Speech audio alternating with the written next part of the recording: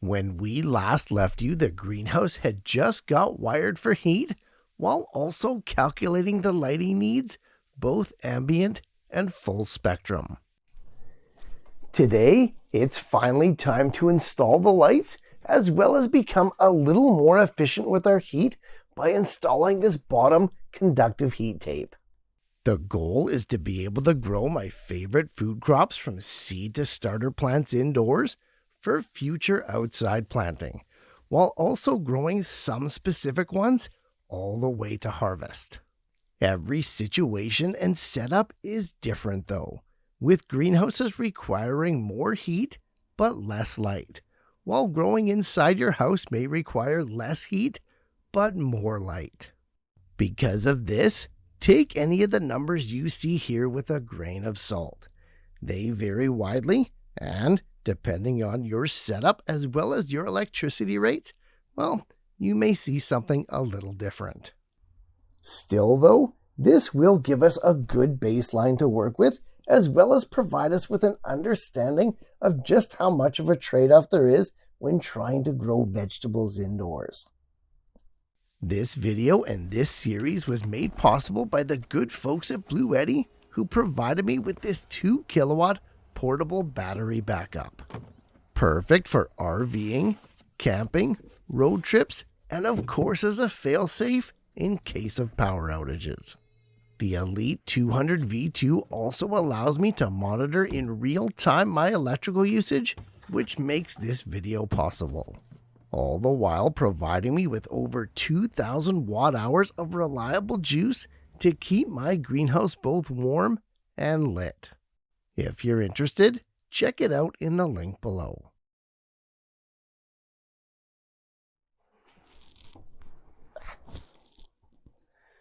With most greenhouses, if oriented properly, light should never be a problem.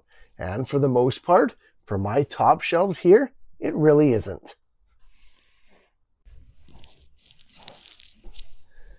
Below them though, just like with the shade of a fence, tree, or even a taller crop, the light levels decrease dramatically, which is much more of a problem with seedlings than people think.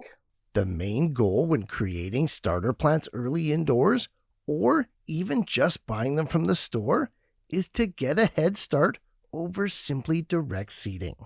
This is only possible if those seedlings are given the right conditions, with one of the most important parameters being light. Too little in terms of both hours in the day as well as intensity is going to result in poor seedlings that are tall, spindly, and generally unfit for replanting. So we supplement with grow lights to prevent this. Commercially, there are a few options available, but in the confines of a home setup, the default type is always LED. And with good reason. They're highly energy efficient, low heat emission for small spaces, relatively inexpensive, but with a long lifespan. Modern full-spectrum LED grow lights are so versatile, it's no wonder they're the de facto choice. As far as brands, I've pretty much tried them all over the years, and most are quite comparable. No need to break the bank, and like we mentioned before in the previous video, expect to pay about $30 per square feet of growing area to get the best results. To get started, I'm going to install 2 300-watt Mars Hydro strip lights along the long side of my south wall. Then, in the southwest corner, I'm going to put up this rectangular 320-watt VVOR unit. This should give me more than enough light in the 18 square feet of growing space I have. Plenty to get me started. The long north side bench, as well as the shelf on top of the east wall, could probably use a little light too. But seeing as I'm no longer commercially selling starter plants, well, let's keep the overkill to a minimum. It's just 3 grow lights for now. Install should be a breeze. Let's go ahead and put in the Mars Hydro strip lights first. Now, there's many different install systems and hangers for these guys. So if yours looks a little bit different than mine, don't worry.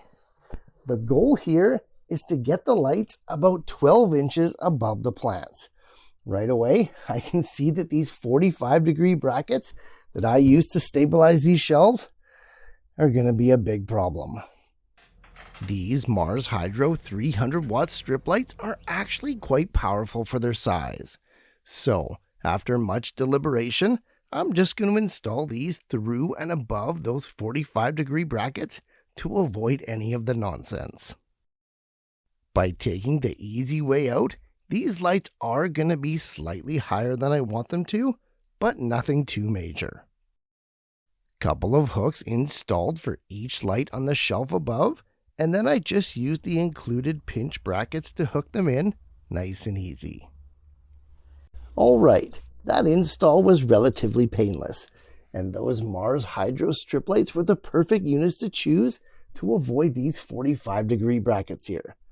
Right away though, that tells me that my Vevor 300-watt rectangular unit probably isn't going to fit in the corner.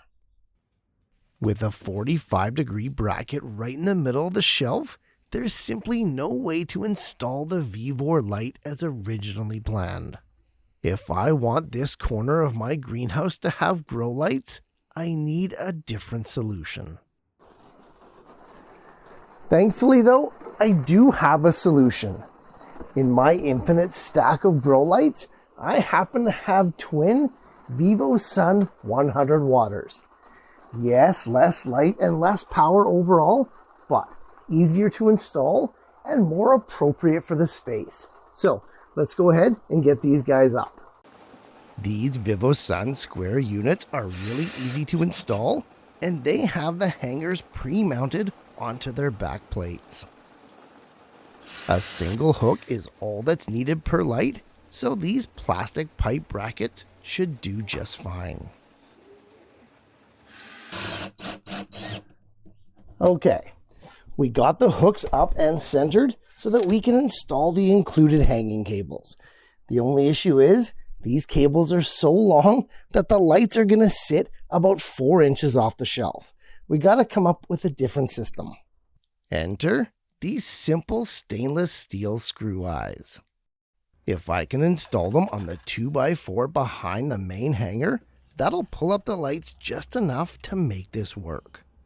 It may seem kind of janky, if not arbitrary, but this is actually a very solid way to install hanging lights. Feed the main single carabiner through and bypass that bracket, and then attach it to the screw eye at the back. Voila, perfect height. Now, I just need to do the same with the other side, and we're in business. This is as sturdy as it gets. Sometimes, janky wins. Okay, once the guy wire type hangers are in, we can finally install the lights. The included wires also have a small carabiner at each end, so installing these LED lights is a cinch. With both clips in, the lights tend to just self-level. Awesome. I just need to do the same with the other unit, and both LED lights are up, level, and at the perfect height in less than 10 minutes. It's now time to try them out. Alright, that wasn't too hard. We've got all the LEDs up and installed, and it was pretty straightforward. I'm glad we were able to find a solution for those hanging cables that were too long. We've got more than enough light to grow, and we're more than ready to start planting. But before we do, we want to install a horticulturist's best friend whenever you're trying to grow young plants and seedlings. And that would be bottom heat. Germination and the early growth of young seedlings' root systems is highly dictated by heat, and the optimal range is well above room temperature. Traditional heat mats work fantastic on the extremely small scale of just 1 or 2 trays. But when you expand beyond that, well, they become inefficient. Custom length heat tape is where it's at. Low wattage, waterproof, Durable as well as economical, heat tape provides an even steady warming from below that can be the difference maker in any seed starting endeavor. At just 11 watts per foot, this stuff, albeit not specifically built for plants, is even better than the mats that are. Now, with the trays sandwiched on top, heat tape can get quite warm, so it is advisable to install a thermostat or even just a dimmer switch. There we go, all set up. Other than some cable management and monitoring those bottom temperatures, we're pretty much ready for seed starting. It's going to take about a month to get all the crops planted and germinated, which will give me time to finally install those ambient work lights. Only then will we be able to take that data and find out just how much electricity we're using during my coldest months. Hope you guys are doing well and keeping busy this winter. It's hard to believe that another season is just around the corner.